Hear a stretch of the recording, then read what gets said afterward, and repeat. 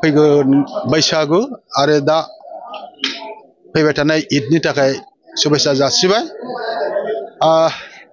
आसा खालामदों नैबे 2025 9 नम्बर समस्तियाव आंनो बिजाथिखौ मोनखागोन।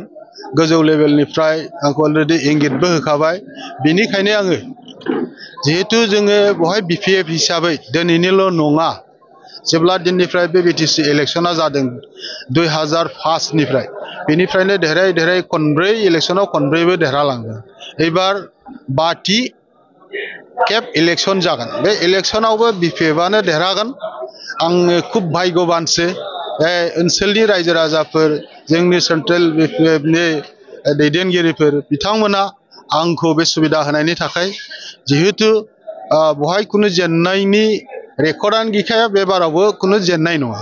खारन जे दिननिफ्राय आङो साख्रि जोबनायनि उनाव आंनि ब्लकनि लिडारफोर, प्राइमारि लिडारफोरखौ लायै गोबां जायगायाव गिदिंदों।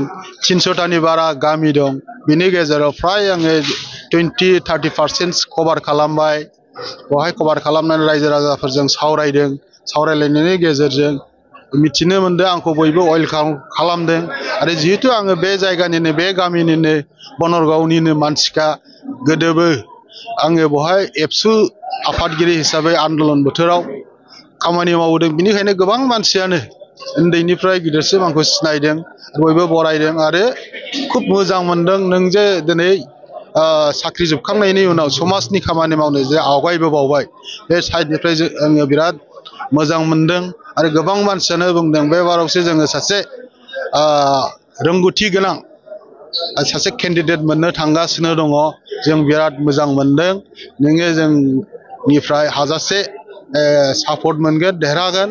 बेल' नङा, उल्था हान्जानि मानसिफ्राबो सिङाव गावसोर जेखि थाया मानो आंनो सिंजों सिं बिथांमोनहा आंनो भट होनायनि खोथाखौ होदों आरो बिथांमोनहा होगोनबो। आरो बेखौ खावलायबावगोन, दिनै जोंनि बिपिएफनि भटारल' नङा, बेवहाय थानाय कंग्रेस सापर्टार, बिजेपि सापर्टार आरो इउपिपिएल सापर्टार बिथांमोनखौबो आं खावलायगोन। जिहेतु दिनैनि बोथोराव बा दिनैनि समाव मोनसे रायजोनि डिमान्ड फैदों बा लुबैदों, बे 5 बोसोरनि उनाव जे रोखोमनि जाजानो लुबैदोंमोन रायजो राजाफ्रा, बेखौ मोनैबादि मोननायलाय बेवहाय गोदान मोनसे बा गोदान सरकार लाबोफिननांगौ, बा जोंहा 17 बोसोर सालायबोनाय हाग्रामा महिलारि सारखार लाबोफिननांगौ होननानै मोनसे सेन्स फैदों।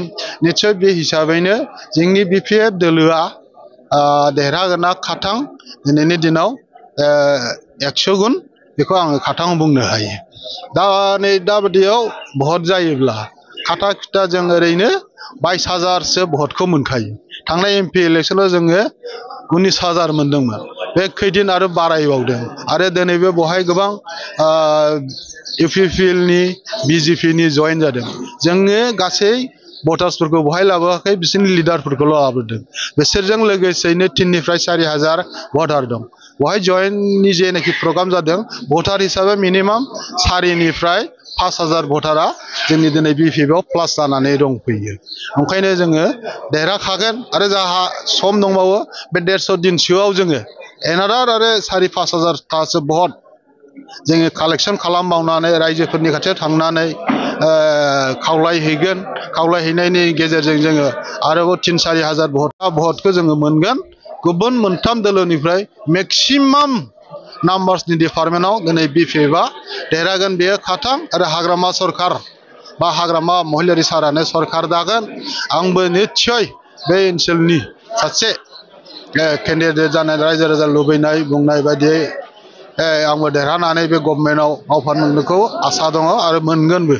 बेखिनिखौनो बुंनानै नोंथांमोननिसिम धन्यबाद जासिबावबाय।